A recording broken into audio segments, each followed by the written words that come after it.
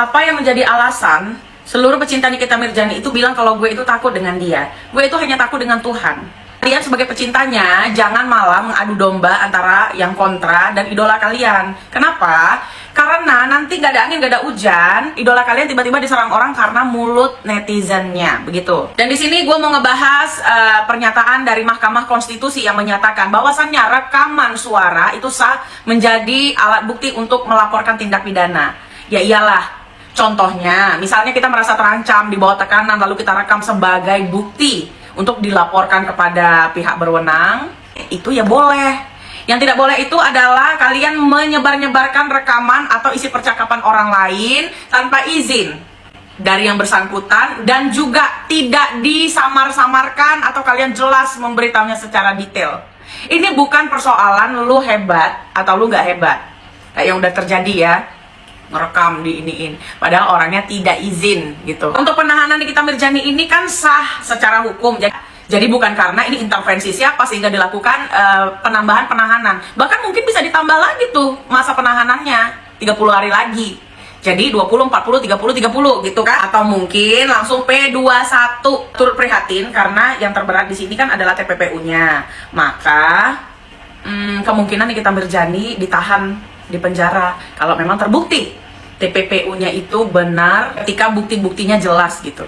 Tapi sebenarnya banyak hal yang ingin gue puji untuk Mahkamah Konstitusi, tapi nanti tidak di part ini karena part ini kurang bermartabat untuk membahas itu ya. Sekali lagi gue katakan kepada netizen yang Nikita Mirzani bahwasannya kemarin itu gue hanya menunjukkan sportivitas dan menunjukkan bahwasannya gue bukan dibayar oleh siapapun ya, mutlak karena ketersinggungan pribadi yang dilakukan Nikita Mirzani kepada gue atas ucapannya itu aja ya, bukan karena gue dibayar si ini dibayar si itu. Mereka juga nggak mampu bayar gue dan belum tentu juga gue mau dibayar ya.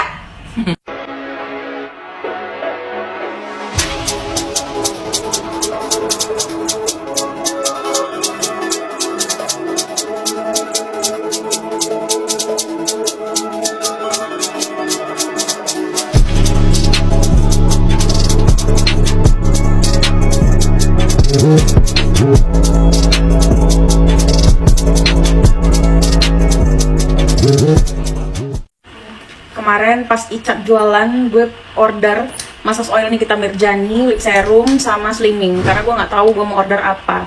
Setelah sampai, awalnya gue biasa aja, tapi ya ininya bagus sih. Dia buat di sini for slimming and cellulite ya. Jadi bagus. Kenapa gue bilang bagus? Karena gue udah coba dari produk massage oil itu, yang murah sampai yang mahal, lokal sampai luar negeri, hanya GPU dan ini sih, ini bagus. Harus jujur gue akui, bagus sih. Tapi kalau yang lain gue nggak tahu ya, dan gue bukan mau review, gue hanya bilang aja gue bersumbang sih membeli jualanan si Icat. Kabar terupdate datang dari Nikita Mirzani yang dilaporkan oleh pengacaranya kepada awak media kemarin tentang masa penahanan yang ditambah selama 30 hari ke depan. Untuk kalian para penggemar Nikita Mirzani yang kemarin bilang masa tahanannya tidak mungkin ditambah, kalau tidak P21 di tanggal 2 Mei maka Nikita Mirzani akan bebas penahanan. Ternyata salah karena bisa sampai 150 hari. Tapi gue yakin setelah 150 hari nanti akan P21.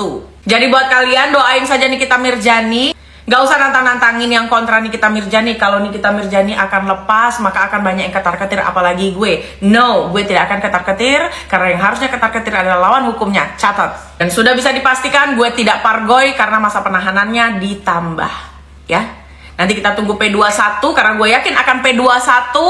Dan kita lihat siapa bandit-banditnya pada saat persidangan. Ya, buat Nikita Mirzani yang sabar di sana dan ambil hikmahnya saja begitu.